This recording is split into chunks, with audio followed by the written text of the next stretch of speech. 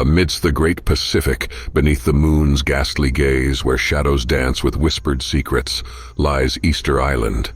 Its ancient statues stand silently as witnesses to a past shrouded in mystery and sorrow. What forgotten tales lie buried beneath the island's rugged terrain? Whose hands meticulously crafted these statues? Welcome to mystery. Today we'll be traveling to Easter Island. Beware, traveler, for this island holds secrets darker than the abyss itself. Easter Island is a tiny speck of land, just 24 kilometers long and 16 kilometers wide, lost in the vast expanse of the South Pacific. Legend has it that Dutch navigator 𝐥𝐻𝐸 stumbled upon this remote paradise on Easter Sunday back in 1722. Talk about perfect timing, right? Now, here's where things get really interesting. This island is seriously isolated. We're talking thousands of kilometers away from the nearest inhabited land. The closest island to Easter Island, the Pitcairn Island, was over 2,000 kilometers away, and the next neighboring habitation, Chile, was a whopping 3,000 kilometers distant. But despite its remote location, Easter Island has a rich history. Native Polynesians rocked up around 1,200 statues and got busy building a thriving culture. Some statues were weathered down over the year, but they still have over 800 massive moai statues to boast of, each weighing a ton or more and towering over 9 meters high. These bad boys were like giant stone guardians, honoring their high chieftains of old.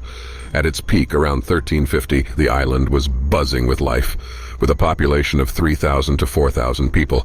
But fast forward to 1877, and the population had plummeted to just 111 people. So, what on earth caused such a dramatic decline? That's the million-dollar question, and the answer might just be hiding in the shadows of Easter Island's ancient past. The Easter Island breathes with an evil energy that seeps into the souls of those who dare to venture too close. So, like we said, back in 1722, Dutch explorers sailed down to Easter Island. What did they see? Giant stone statues scattered all over the place, and nobody's got a clue how they got there, or what they're even supposed to mean. These giant stone figures have been turning heads for centuries, and honestly, nobody's cracked the case yet. But what's even more mind-boggling is what went down with the folks who built them. Like, where did they come from, and why did they suddenly vanish? Easter Island is holding on to its secrets tighter than a clam. But hey, who doesn't love a good mystery? Now, scientists have been in a long-term debate on the origin of the island. But one thing's for sure. The first settlers, who arrived by boat between 300 and 800 CE, brought with them a cargo of wonders from distant Polynesian shores. They brought bananas, taro, delicious sugarcane, and transformed this remote paradise by adding these fruits and plants to its natural bounty. But what truly stirs the imagination is not just its lush beauty, but the whispers of a forgotten era. Dutch explorer 𝐥𝐻𝐸 in 1722 marveled at its fertility, envisioning an earthly paradise ripe for the taking. Yet beneath the surface lies a realm of secrets concealed within the stoic gaze of the iconic moai statues. These colossal statues, with their elongated faces, stand as silent soldiers, guardians of a past veiled in shadows. Their presence echoes through the ages, drawing thousands of curious souls to these hallowed shores, each seeking to unlock the island's enigmatic essence. There were thousands of these moai statues on Easter Island, but a big old tsunami came through and knocked a bunch of them down.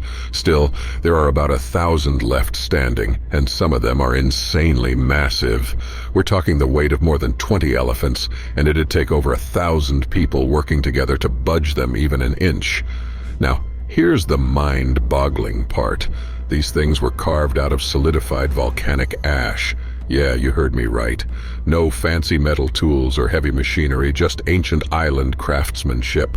And get this, nobody's quite figured out how they managed to carve them or move them around. So, what's the deal with these giant statues anyway? What were they even supposed to do or mean for the folks living on the island? Internationally known anthropologists and archaeologists like Terry Hunt and Carl Lipo and a couple of historians have been on the hunt for answers for years, yet the mysteries remain shrouded in ambiguity. They claimed that trees were chopped down left and right and were supposedly used to transport those massive moai statues, Terry Hunt and 𝐥𝐤𝐤𝐿, wielding their expertise in anthropology and archaeology respectively, unveiled tantalizing theories in 2011 about how those colossal statues might have been moved. Fast forward to 2019 and another revelation emerges. The statues may have marked the island's vital water sources, but why go to such lengths to highlight these resources? What significance did they hold for the islanders? As these intrepid researchers continue their quest for truth, what other enigmas lie waiting to be unearthed? Scholars have also been working hard, trying to make sense of the environmental and population shifts that have happened on the island.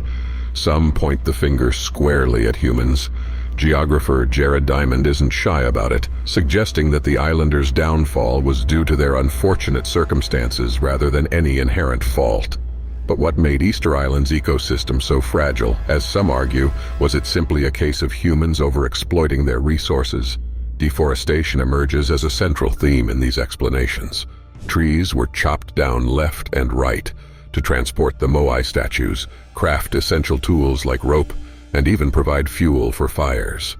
Terry Hunt, our trusty anthropologist/archaeologist, uncovered evidence that by the time Europeans set foot on the island, deforestation was already in full swing. When they ran out of trees for fuel, they started turning to grass, ferns, and other plants, signaling a shift in their resource management practices. So, was Easter Island doomed from the start, trapped in a cycle of overexploitation and environmental decline? And what lessons can we learn from its tragic history? Some researchers speak of a method known as slash and burn, a dark ritual to clear the land for more farmland. Deep beneath the surface, layers of charcoal and ashes lay silent witness to the widespread fires that ravaged the once thriving woodlands of Rapa Nui. But was this the true cause of the island's downfall, or merely a symptom of a greater darkness lurking within? Others, shrouded in mystery, turn their gaze to the island's inhabitants, not the humans, but the rats. Sounds outrageous, but hey, their story sort of adds up. When the original settlers rocked up on Easter Island, they brought along some unwanted guests, rats. Whether they hitched a ride as stowaways or were brought along as a snack, nobody's quite sure. But Easter Island was like a rat paradise. Seriously, these creatures hit the jackpot food galore with palm tree nuts as their all-you-can-eat buffet and no predators to worry about except for us humans. Under these sweet conditions, rat populations went into overdrive. They were multiplying like crazy, doubling in numbers every 6 weeks. Soon enough, they become a plague upon the land. These creatures knew no rivals, their populations swelling like a tide of darkness. Feasting upon the very seeds of life, those poor palm trees didn't stand a chance. Almost every palm seed shell found on the island showed signs of rat gnawing, which seriously messed with the tree's ability to make more trees. So, yeah, you could say those little rodents had a pretty big impact on the island's ecosystem. They left the Easter Island barren. But that's just one theory. Another school of thought might argue. For example, there are those who whisper of unseen horrors brought by foreign ships that breached the island's isolation. Diseases, unseen and unstoppable, swept through the population like a silent storm, leaving only devastation in their wake.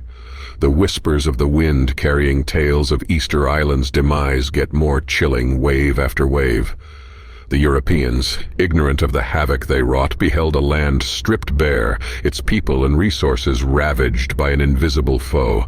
They saw only the husk of a once vibrant civilization, but in the shadows, the echoes of the past linger, whispering of a time when Easter Island stood untouched by the hand of man, a paradise lost to the ages. These colossal statues, known as moai, have long captivated the imagination of explorers and scholars alike, their origins and purpose veiled in mystery. Among the myriad theories surrounding these enigmatic figures is the notion that they were used as coffins. Imagine the solemn procession of islanders bearing their departed loved ones to rest within the stone embrace of these towering giants. The idea conjures images of ancient rituals and sacred rites shrouded in the mists of time. Yet, despite the allure of such a notion, the truth remains elusive. While some evidence suggests that the moai may have been associated with burial practices, the idea of them serving as actual coffins is as elusive as the island's secrets themselves. What then was the true purpose of these imposing figures? Were they guardians of the land, watching over the island and its inhabitants with silent vigilance? Or were they markers of status and prestige erected to honor ancestral chiefs and leaders?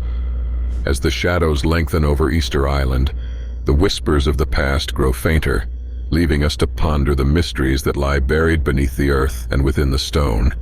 It seems like each crumbling edifice tells a tale of defiance and despair of a people forsaken by the gods they once worshipped, and in the darkness, their restless spirits roam, seeking retribution for the sins of the past. What secrets do the remnants of this ancient settlement hold? Will we ever unravel the mysteries of the Easter Islanders that have eluded us for centuries? Let us know your thoughts in the comments section. We'd love to hear from you. If you enjoyed this video, please like and subscribe to Mystery for more intriguing insight into ancient history.